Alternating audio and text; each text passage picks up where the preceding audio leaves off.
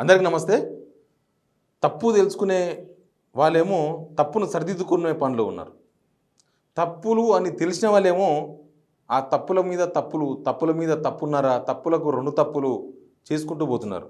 ఎందుకంటే ఈ ఎమ్మెల్యేలను, ఇతర పార్టీలో చేరిన ఎమ్మెల్యేలను, లేకపోతే బీఆర్ఎస్లో గెలిచిన ఎమ్మెల్యేలను చేర్చుకునే విషయంలో ఇదంతా మనకు కనిపిస్తుంది.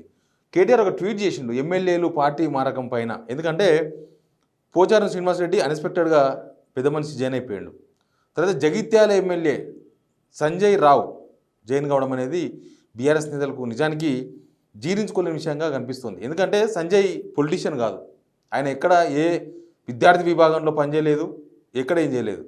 ఆయనను బీఆర్ఎస్కు తీసుకొచ్చి బీఆర్ఎస్లో దగ్గరుండి ఎమ్మెల్సీ కవిత టికెట్ ఇప్పించారు. ఆయన దగ్గరుండి గెలిపించుకున్నారు కూడా. ఆయన ఫస్ట్ టైం ఎమ్మెల్యే అయిన తర్వాత సెకండ్ టైం ఆయనకు టికెట్ ఇవ్వద్దు అనేది చర్చ జరిగింది బీఆర్ఎస్లో. చర్చ జరిగినప్పుడు కవిత టికెట్ ఇప్పించింది. కవిత ఎక్కడ పోటీ చేయలేదు. 2023 ఎలక్షన్స్లో, అసెంబ్లీ ఎలక్షన్స్లో, పార్లమెంట్ ఎట్లా పోటీ చేయలేదు అనుకోండి, అసెంబ్లీ ఎలక్షన్స్లో ఎక్కడ పోటీ చేయలేదు. ఆమె అతి ఎక్కువగా ప్రచారం చేసింది జగిత్యాలలో మాత్రమే. జగిత్యాలలో ఆమె ఒక 2-3 సార్లు సొమ్మసిల్లు కింద పడ్డది, అంత తిరిగింది.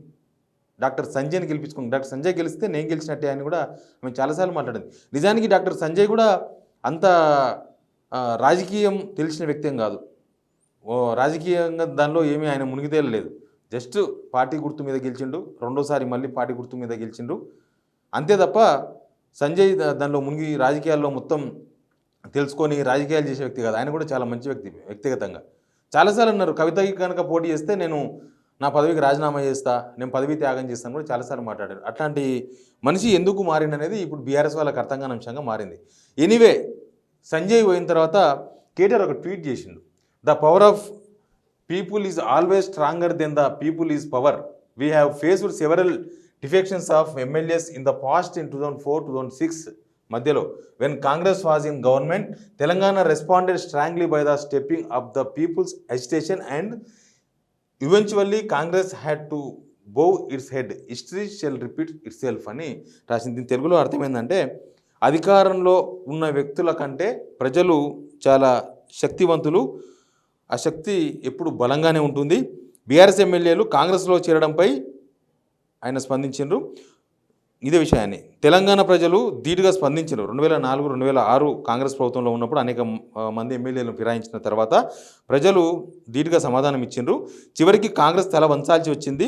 మరోసారి చరిత్ర పునరావృతమని పేర్కొన్నారు. నిజానికి కేటీఆర్ ఆఫ్ ట్వీటే పెట్టిండ్రు. ఇంకా చాలా ఇన్ఫర్మేషన్ పెట్టాల్సి ఉంది.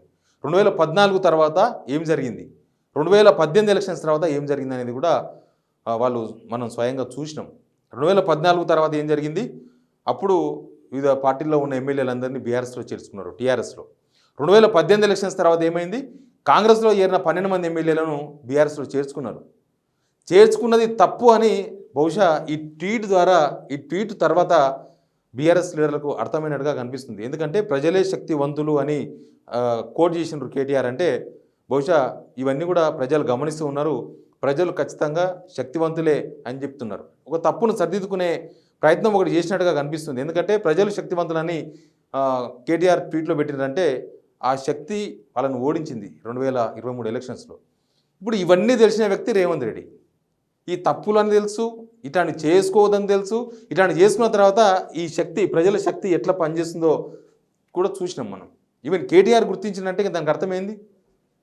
2006 మధ్య కాంగ్రెస్లో బీఆర్ఎస్ వాళ్ళు చేరినారు. తర్వాత కాంగ్రెస్ తలవంచక తప్పలేదు. కానీ 2014 నుంచి 2023 ఎలక్షన్స్ వరకు కూడా ప్రతిపక్షాలు లేకుండా ప్రతిపక్ష పార్టీకి సంబంధించిన వాళ్ళంతా బీఆర్ఎస్లో చేర్చుకున్నారు. బట్ దానికి ఒక పశ్చాత్తాపం ఒకటి కనిపిస్తుంది కదా ఈ ట్వీట్లో. మేము ఆల్మోస్ట్ దాని అర్థం అదే, ప్రజలు శక్తివంతులు, తప్పు చేస్తే తలవంచాక తప్పదు అని. బీఆర్ఎస్ కూడా తలవంచాక తప్పలేదు కదా. మరి నెక్స్ట్ జరగాల్సింది ఏంది? తన కోర్టులో బాల్ ఉండాలి ఎప్పుడు. రేవంత్ రెడ్డి తన కోర్టులో బాల్ పెట్టుకుంటే, అంటే ఈ తప్పులన్నీ కూడా బీఆర్ఎస్ మీద ఉండింటే చరిత్రలో ఆ తప్పులు అట్లే ఉండేది. బీఆర్ఎస్ సరిదిద్దుకోలేని తప్పులుగా నిలిచిపోయేది. కానీ రేవంత్ రెడ్డి గారు ఏం చేశారంటే ఆయననే బీఆర్ఎస్ చేసిన తప్పులను తుడిపేస్తున్నాడు. బీఆర్ఎస్ చేసిన తప్పులను ఆయననే డస్టర్ తీసుకొని మనం స్కూళ్ళలో బోర్డుల మీద రాస్తే తుడిపేస్తాం కదా, అట్లా తుడిపేస్తున్నారు. ఎప్పుడైతే ఒక గీత చిన్న గీత రెండు గీతలు సమానంగా ఉన్నాయి, అదే ఒక గీత చిన్నగా కనబడాలంటే దాన్ని తుడపాల్సిన అవసరం లేదు. నువ్వు పెద్ద గీత గీస్తే ఆ గీత ఆటోమేటిక్గా చిన్నగా కనిపిస్తుంది.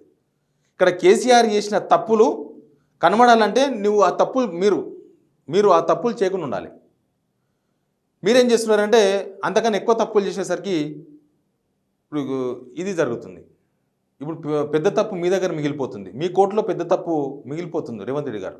ఇప్పుడు కేటీఆర్ ట్వీట్లో ఒక పశ్చాత్తాపము లేకపోతే ఒక తప్పు జరిగింది, ఆ తప్పుకు హిస్టరీ రిపీట్స్ ఇట్ సెల్ఫ్ అని కూడా రాసిండు కదా. ఆ హిస్టరీ రిపీట్ అయింది కదా. అప్పుడు కాంగ్రెస్ మెడల్ వంచిండ్రు, తర్వాత ఇప్పుడు బీఆర్ఎస్ మెడల్ వంచిండ్రు. నెక్స్ట్ వంచాల్సింది ఎవరి మెడలు? వాళ్ళ మెడలే. ఇప్పుడు తప్పు వాళ్ళ దగ్గరే మిగిలింది, వాళ్ళ దగ్గరనే ఉంది తప్పు, వాళ్ళ దగ్గర కనిపిస్తుంది మనకు. రేవంత్ పార్టీలు ఎమ్మెల్యేల పార్టీ మార్గం పైన కేటీఆర్ స్పందించిన అంశం మీద నేను వివరణ ఇచ్చే ఒక విశ్లేషణ చేసే ప్రయత్నం ఇది. బట్ ఇప్పుడు తప్పులన్నీ కూడా ఒక్కొక్క తప్పును తీసుకొచ్చుకొని రేవంత్ రెడ్డి తన కోర్టులో పెట్టుకుంటున్నాడు. ఆ తప్పులకు సమాధానం చెప్పాల్సింది ప్రజలే ఇట్ సెల్ఫ్ అన్నారు కదా, history shall repeat itself. అది ఆ హిస్టరీలో బీఆర్ఎస్ అనుభవించింది, నెక్స్ట్ అనుభవించాల్సింది ఎవరో క్లారిటీ కూడా కనిపిస్తుంది. Please subscribe signal TV.